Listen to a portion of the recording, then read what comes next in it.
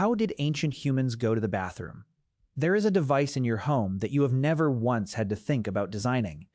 It takes whatever your body produces, removes it from your immediate environment, transports it somewhere you will never see, processes it through an infrastructure system that took a century to build, and returns clean water to your tap. It does this automatically, every time, without you having to make any decisions whatsoever. The entire process is invisible and requires zero effort on your part beyond the initial contribution. You have probably used this device multiple times today. You will use it again tomorrow. You have used it tens of thousands of times in your life. At no point have you ever had to consider where things go afterward, what happens if the system fails, or what you would do without it. For 300,000 years of human history, every single person who ever lived had to think about this. Every day, multiple times a day, without the option of not thinking about it. The solutions they came up with were more organized, more intelligent, and significantly less revolting than you are probably imagining. Some of them were genuinely effective public health measures that kept communities alive. Some of them created conditions that killed more people than any war. And one specific line of investigation, following quite literally what ancient humans left behind, has become one of the most productive areas of archaeological research in the last 30 years. This is the story of 300,000 years of humans solving a problem that you have completely outsourced without realizing it. Let's start at the beginning, which is to say, in the woods, hunter-gatherer groups solved the sanitation problem the same way that most intelligent social animals solve it, because they were watching the same problem get solved around them in nature their entire lives. You go away from where you live. You go away from where you get your water. You go away from where you store your food. You go somewhere private. You do what you need to do. And you leave it there, and then you walk back. This is not a trivial insight. The connection between human waste and human illness was not formally established in germ theory until the 19th century, but the behavioral rule, don't defecate near your water source or your living area, predates germ theory by hundreds of thousands of years, because the consequences of violating it were visible and immediate even without understanding the mechanism. Groups that mixed their waste with their living space got sick. Groups that separated them stayed healthier. The behavior that worked spread. The behavior that didn't work produced groups that were too sick to compete effectively. The Book of Deuteronomy, written approximately 3,000 years ago, contains specific instructions for the Israelite military on sanitation in camp. Designate an area outside the camp for waste, carry a digging tool, cover what you deposit. This is formal codification of a rule that forager groups have been following through behavioral practice for vastly longer. The theology wrapped around it is recent. The underlying public health logic is ancient. Now, the detail that everyone is actually curious about. What did they use? The answer varies significantly by geography, season, and what was locally available. But the range of documented materials is broader and more ingenious than most people expect. Leaves are the obvious answer, and the correct one for most of the world during most seasons. Large, smooth leaves work better than small, rough ones, which sounds obvious but represents real knowledge acquired through real experience. Hunter-gatherers in forested environments had access to effective leaf material essentially everywhere they went. The ability to identify which leaves were appropriate for this purpose, and which were not, a lesson presumably learned the hard way on multiple occasions across human history, was practical knowledge passed between generations with the same seriousness as plant identification for food. Not all leaves are equal. Certain plants cause contact dermatitis. Poison ivy, poison oak, and their relatives in various regions produce urushiol, an oil that causes severe inflammation on contact with sensitive skin. There is a category of ancient human experiences that was both unpleasant and entirely avoidable with the right knowledge, and botanical hygiene literacy was accordingly treated as useful information worth teaching children. Moss was widely used in northern environments where leaves were seasonal. Moss is soft, slightly absorbent, and available year-round under snow if you know where to look. Archaeological evidence of moss used for sanitation has been found at multiple sites in Scandinavia and northern Europe, preserved in the anaerobic conditions of peat bogs, where organic material survives for thousands of years. Grass, bundled and twisted slightly, works reasonably well. So do smooth river stones, which appear in the archaeological record of multiple cultures in contexts that suggest sanitation use. Round, smooth, the right size found in groupings near what appear to be latrine areas. The Romans eventually developed specific stone tools for this purpose. The Japanese used wooden spatulas called chugi. Various cultures developed various solutions, but the river stone approach appears repeatedly across cultures with no apparent contact, which suggests people kept arriving at it independently through the same process of trying available options and noticing which ones worked, Snow in winter environments is effective and leaves no residue. Several ethnographic accounts of northern indigenous populations mention this as a practical winter solution that also happens to be the cleanest option available. Corn cobs, once agriculture made them available, became a widely used material in pre-industrial North America. Archaeological excavations of colonial-era outhouses in the United States have turned up corn cobs in quantities that leave little ambiguity about their primary function. They are surprisingly effective, for reasons that anyone who has spent time with the relevant materials can perhaps work out without further elaboration. The transition from corn cobs to paper in American domestic hygiene is documented in newspaper advertisements from the mid to late 19th century, which means there are people alive today whose great-grandparents made this transition.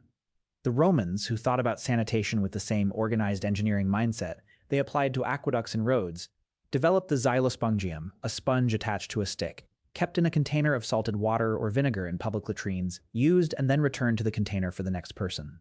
Communal, reusable, something that we would now immediately recognize as a significant disease vector, but which the Romans appear to have used without obviously catastrophic outcomes, possibly because the salt water or vinegar provided some antimicrobial effect, and possibly because the alternative was considerably worse. The xylospongium appears in Roman literature with the casual tone of describing a familiar household object, which it was. Now, coprolites. But first, meet the person who produced them. She is approximately 30 years old, which makes her middle-aged by Paleolithic standards. She is part of a group currently camped near a seasonal river in what will eventually become southern France, roughly 15,000 years ago. It is morning. She has moved perhaps 200 meters from the camp's edge into the scrub, to a spot the group has been using for this purpose since they arrived here 3 days ago. She knows which plants nearby are useful for cleanup. She knows this particular spot is downhill from the water source and downwind from the camp in the prevailing morning breeze. This knowledge is automatic, the way your knowledge of your own bathroom is automatic, accumulated through use rather than through instruction. She finishes. She uses a handful of specific leaves she picked before walking over. She kicks a small amount of soil over the deposit the way she always does. A behavioral habit the group practices without having a name for why. Covering it reduces flies, reduces illness. Nobody in the group has articulated this causal chain. They just know that covering it is what you do. The same way they know that you don't drink from water downstream of the camp. She walks back. Total time, perhaps 5 minutes. She does not think about it again. Her 8-year-old watching from a distance files this away. That cluster of plants, that direction, that distance. Next time he needs to go, he tries a different cluster of plants that look similar. He discovers with some urgency and considerable discomfort that they are not the same plant. He returns to camp in a state that requires explanation. His mother, without particular sympathy, hands him a handful of the correct leaves and explains the difference in the terms she was explained it when she was approximately his age.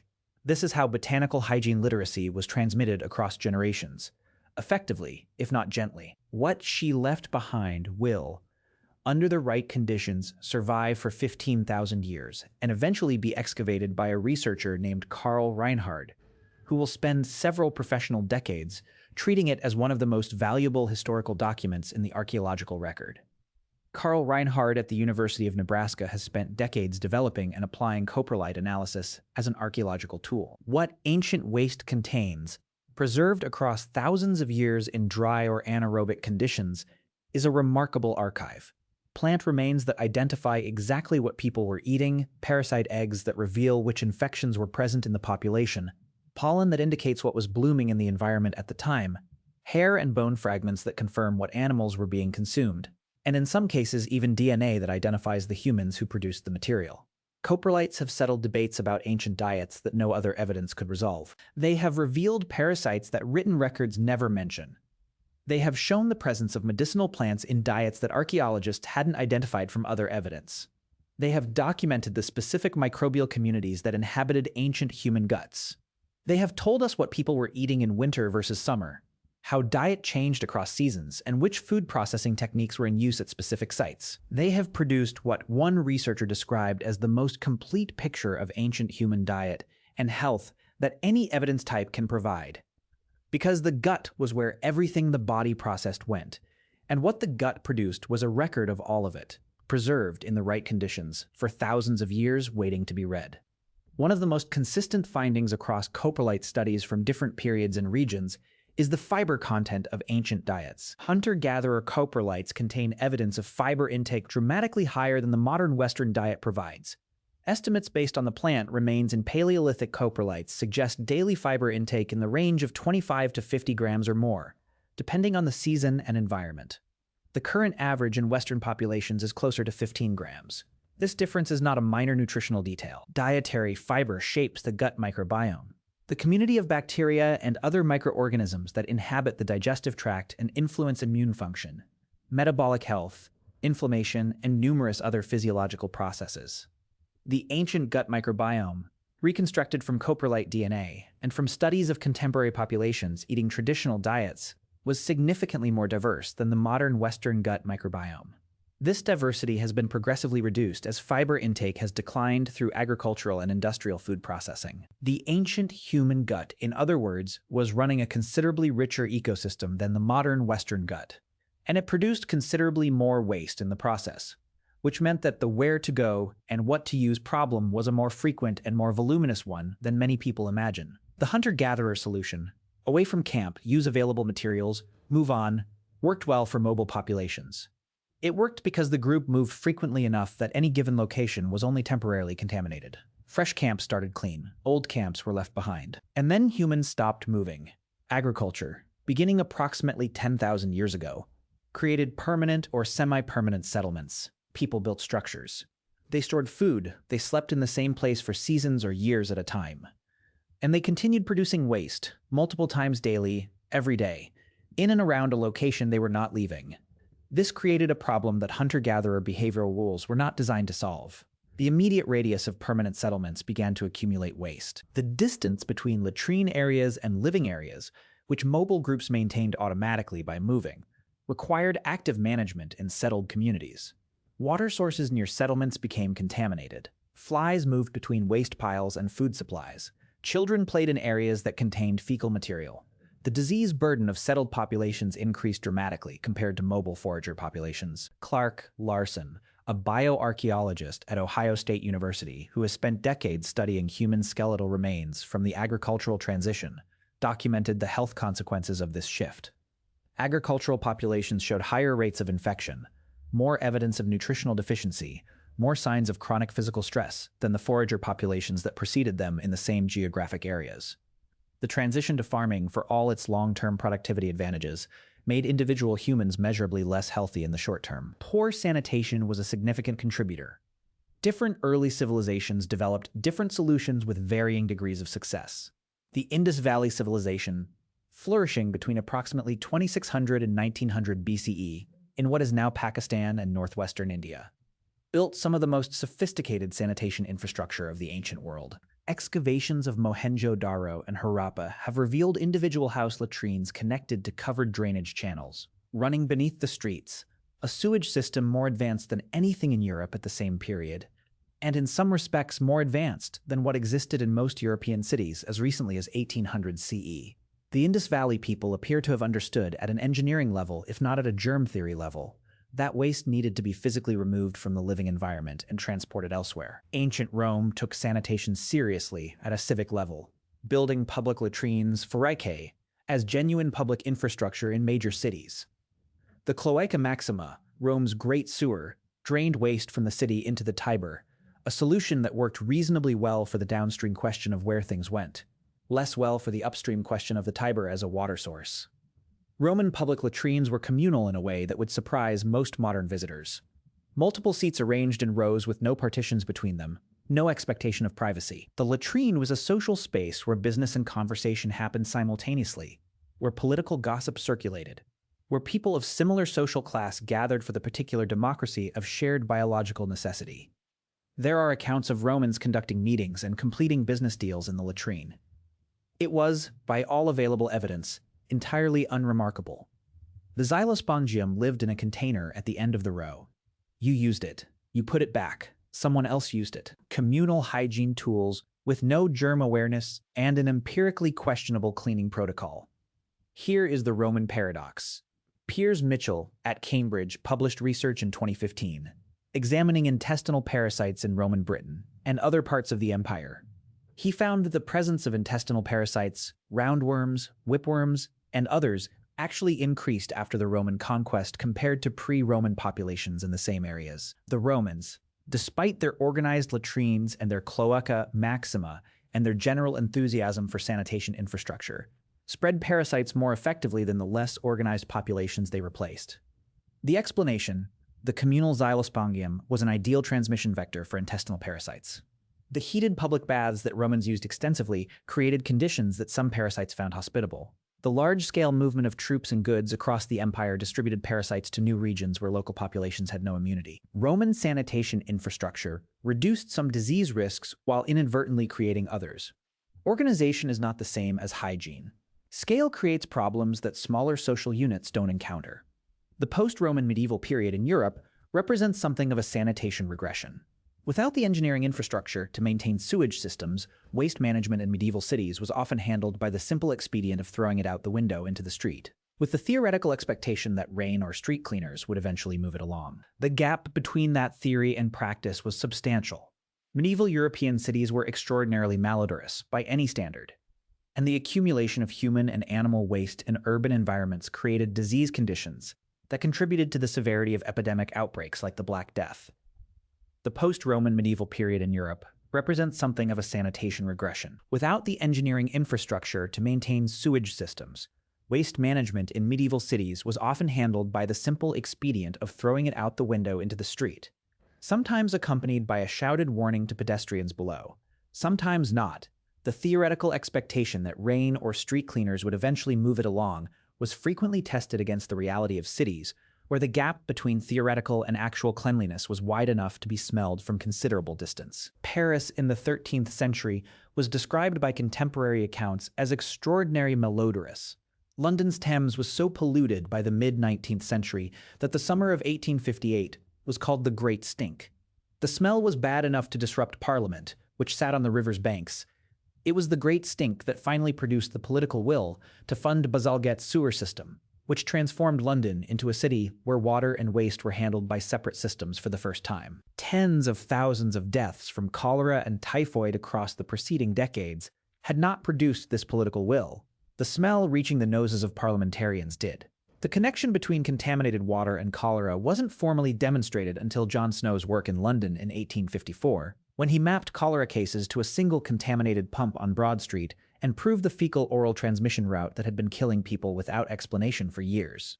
Edwin Chadwick's sanitary reforms in Victorian England in the mid-19th century represented the first systematic application of what we would now call public health infrastructure to the waste management problem. The flush toilet in its modern form was refined through the 19th century and became standard in urban homes in the industrialized world only in the early 20th century. The toilet you have used without thinking about it today is approximately 200 years old, in concept and considerably younger than that. As a standard household fixture, your grandparents or your great-grandparents, depending on where they lived, used outhouses. Running water and modern sewage treatment as universal expectations in developed cities date, in most cases, to the 20th century. In many parts of the world, they do not yet exist. 300,000 years of humans managing this problem with available materials and behavioral rules. 200 years of the infrastructure that made you forget the problem existed. What ancient bathroom habits actually tell us, beyond the obvious surface content of this topic, is something about the relationship between diet, gut health, and the physical reality of human waste. The ancient gut, running on 50 grams of fiber daily from roots, tubers, seeds, and whatever else the landscape provided, was producing something quite different from the modern Western gut processing 15 grams of fiber from processed food. More waste, more frequently, with a different composition and a different microbial ecosystem producing it. The hunter-gatherer intestinal experience was, in purely logistical terms, more demanding than the modern one. And yet the hunter-gatherer gut microbiome, reconstructed from ancient DNA and from contemporary traditional populations, shows a diversity and richness that the modern Western microbiome has largely lost. Diversity that researchers are beginning to associate with immune function, metabolic health, and resistance to the chronic diseases that characterize modern Western populations. The intestinal ecosystem that produced the waste your ancestors were managing with leaves and moss in the woods was, it turns out, considerably healthier than the one producing what you're flushing away without thinking about it today. Go back to the device in your home that you have never had to think about. It is 200 years old. The infrastructure that makes it work is, in most places, younger than your grandparents'. The expectation that waste simply disappears, that there is a somewhere else where it goes, managed by systems and people you will never encounter, costing you nothing but a flush, is the newest expectation in the entire history of human sanitation. For 300,000 years before that expectation existed, humans had to think about it. They had rules, they had designated areas, they had materials they'd identified through trial and experience. They had engineering solutions ranging from the brilliant Indus Valley drains to the Roman latrine that was genuinely impressive for its time. And also shared a sponge. They solved the problem. Imperfectly, sometimes catastrophically when scale overwhelmed their solutions, but consistently enough that the species survived and grew and eventually built the infrastructure that made you forget the problem was ever there. The toilet is not the absence of a problem. It is the most recent solution to a problem that has always been there. You just haven't had to think about it in a while.